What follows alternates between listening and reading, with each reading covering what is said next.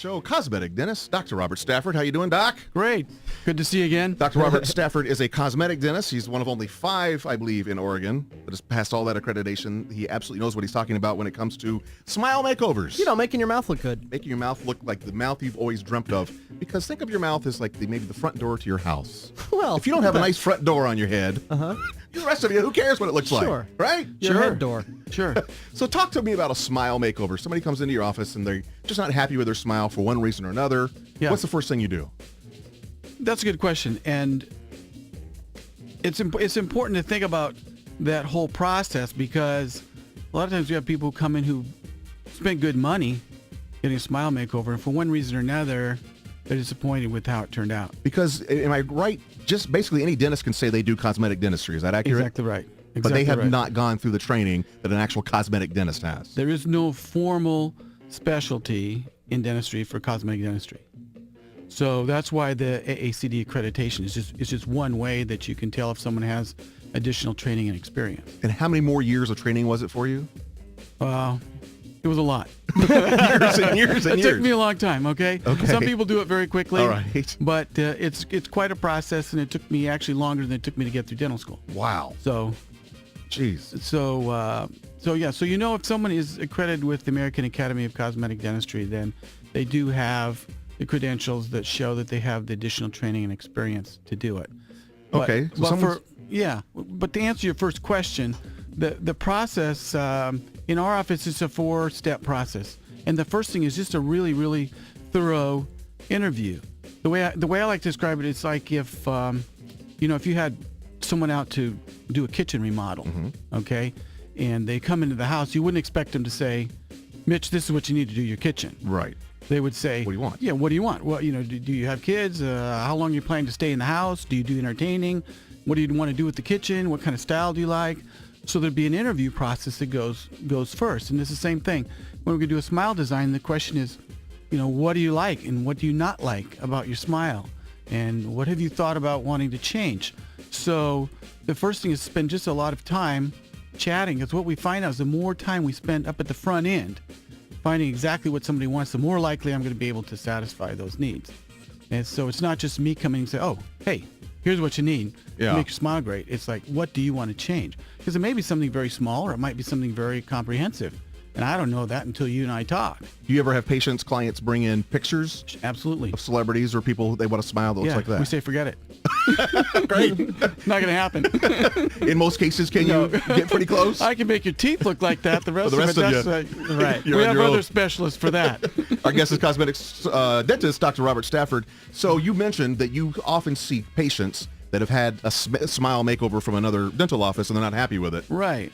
They probably were told they're going to be happy with it. How do you make sure your patients are satisfied? Okay. So after the interview, what I tell them is, if we can get on the same page and I fully understand what it is that you want, then chances are pretty good we can do that. And so the next thing that we would do after that interview is I would create a computer simulation. I would take a picture of their smile and do a computer simulation. Say, this is what I think that you were telling me. Is this what you would like it to look like? So now we've got a picture to work with, and we can talk about that. And they say, well, here. They can make changes if they'd like, or if they say, yeah, that's it exactly. So then the next step is you can do anything with a computer, right? Sure. Right. So now with the 3D printers, you can 3D print some teeth. So I can do anything on a computer image. Got to get it. But to then transfer. the question is, can I actually make that happen? Yeah. And so what we do is we make a model of the teeth, and then I do a 3D model with wax. So I take the picture from that we did, the image, and try to create that in 3 dimensions. So we say, okay, given the spacing and all that we have in your mouth, can we actually make that happen? And then get a chance to look at that and say, yep, I think that's it. Then we go to the 4th step, which is, at that point, we've made a commitment. We do whatever preparation we need to do the teeth, and we've made a provisional restoration from that wax up that we actually bond into their mouth. It's temporary, it's provisional, it's made out of plastic. So now we got something in the mouth that represents what we did in wax and what we did on the image, and that can be changed easily because it's plastic. And how much does it affect if you have your teeth changed? How much can it affect your outer appearance, like outside your mouth? You know what I mean? Like right now, my teeth fill out my mouth a certain way, fills out my lips. So if I change my teeth, it might change that shape a little bit. Yeah, Yeah, it doesn't. It's not going to change an awful lot. Okay.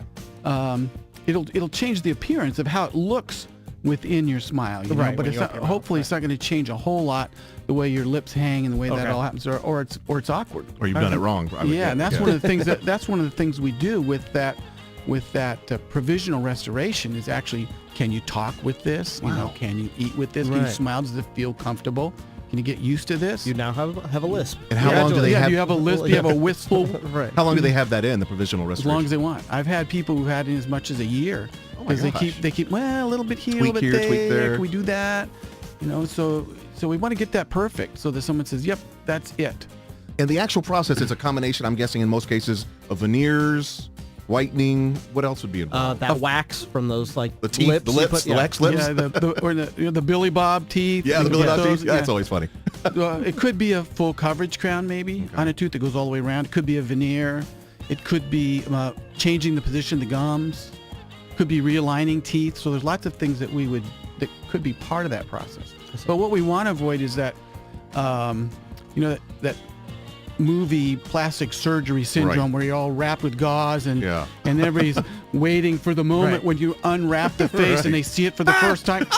That's not what I wanted. Well, having been in your office, been in your practice, and seeing all the pictures on the walls of your patients, I would imagine you better have about 100% satisfaction. Well, if we get Reading. that far, see, if they're not satisfied with the plastic, we're not going to go any further. Right. So then That's you why I'm fix it. saying if somebody takes a year, we'll do whatever it takes to get them satisfied with that plastic That's part. awesome. And then we make a mold of that. We send it to the lab and we say, we've worked this all out. Yeah. So I want you to make it nice, but don't be tweak it." creative here.